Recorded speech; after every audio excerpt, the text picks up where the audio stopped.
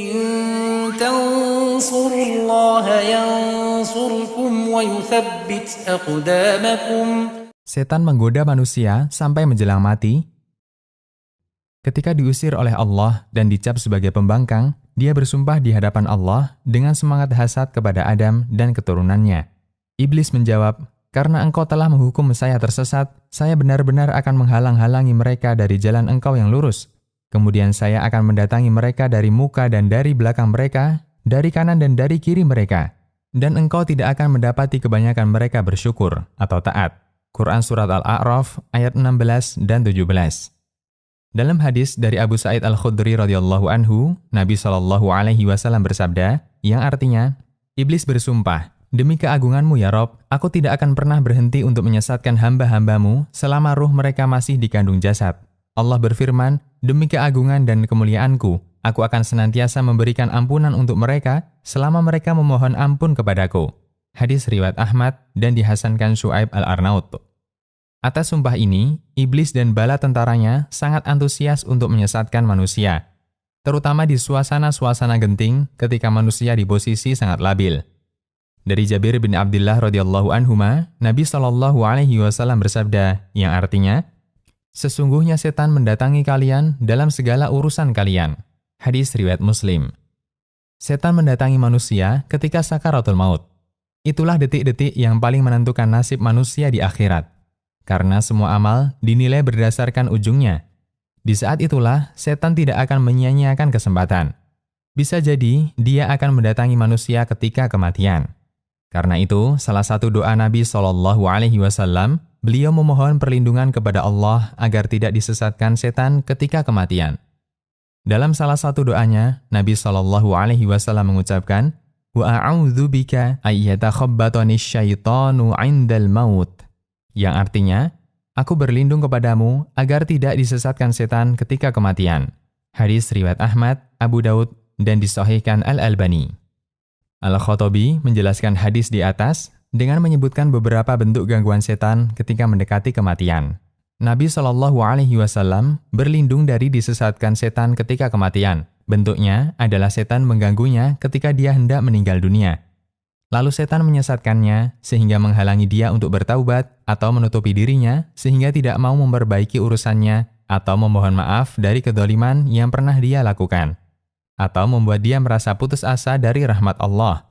Atau membuat dia benci dengan kematian dan merasa sedih meninggalkan hartanya sehingga dia tidak ridho dengan keputusan Allah berupa kematian dan menuju akhirat. Sehingga dia akhiri hidupnya dengan keburukan, lalu dia bertemu Allah dalam kondisi dia murka kepadanya. Al-Khattabi menegaskan, diriwayatkan bahwa tidak ada kesempatan yang lebih diperhatikan setan untuk menyesatkan manusia selain ketika kematiannya. Dia akan mengundang rekan-rekannya, "Kumpul di sini. Jika kalian tidak bisa menyesatkannya pada hari ini, kalian tidak lagi bisa menggodanya selamanya." Aunul Ma'bud. Di sana ada beberapa kejadian yang dialami para ulama ketika proses kematiannya. Setan berusaha untuk menggodanya. Di antaranya Imam Ahmad bin Hanbal rahimahullah. Diceritakan oleh Abdullah, putra Imam Ahmad, "Aku menghadiri proses meninggalnya bapakku, Ahmad. Aku membawa selembar kain untuk mengikat jenggot beliau. Beliau terkadang pingsan dan sadar lagi. Lalu berisyarat dengan tangannya sambil berkata, 'Tidak, menjauh, tidak, menjauh.' Beliau lakukan hal itu berulang kali, maka aku tanyakan ke beliau, 'Wahai ayahanda, apa yang Anda lihat?' Beliau menjawab, 'Sesungguhnya setan berdiri di sampingku sambil menggigit jarinya.' Dia mengatakan, 'Wahai Ahmad, aku kehilangan dirimu, tidak sanggup menyesatkanmu.' Aku katakan, 'Tidak, masih jauh, tidak, masih jauh.'" Tadhkirah Al-Qurtubi. Maksud cerita ini, setan hendak menyesatkan Imam Ahmad dengan cara memuji Imam Ahmad. Setan mengaku menyerah di hadapan Imam Ahmad agar beliau menjadi ujub terhadap diri sendiri dan bangga terhadap kehebatannya. Tapi beliau sadar ini adalah tipuan. Beliau tolak dengan tegas, "Tidak, saya masih jauh, tidak seperti yang kamu sampaikan." Tidak bisa kita bayangkan andaikan ujian semacam ini menimpa tokoh agama atau orang awam di sekitar kita. Termasuk juga kejadian yang pernah dialami salah satu ulama Cordoba. Seperti yang diceritakan Imam Al-Qurtubi. "Saya mendengar guru kami, Abu Abbas Ahmad bin Omar, di daerah perbatasan Iskandariyah bercerita, saya menjenguk saudara guruku, Abu Ja'far Ahmad bin Muhammad, di daerah Cordoba. Ketika itu beliau sedang sekarat. Ada yang mentalkin beliau, ucapkan La ilaha illallah. Tapi orang ini malah menjawab, tidak, tidak. Setelah beliau sadar, beliau bercerita, ada 2 setan mendatangiku, satu di sebelah kanan dan satunya di sebelah kiri. Yang satu menyarankan, matilah dengan memeluk Yahudi, karena itu adalah agama terbaik. Satunya berkata, matilah memeluk Nasrani, karena itu adalah agama terbaik.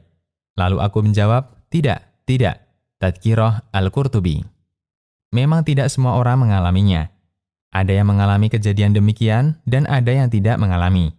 Namun setidaknya ini menjadi peringatan bagi kita akan betapa mencekamnya sakaratul maut.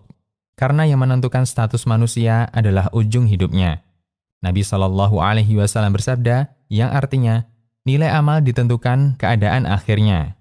Hadis riwayat Bukhari, Ibnu Hibban, dan yang lainnya. Semoga Allah menyelamatkan kita dari semua tipu daya setan. Ya Allah, Zat yang membolak-balikkan hati, tetapkan hati kami di atas agamamu. Demikian, Allahu a'lam.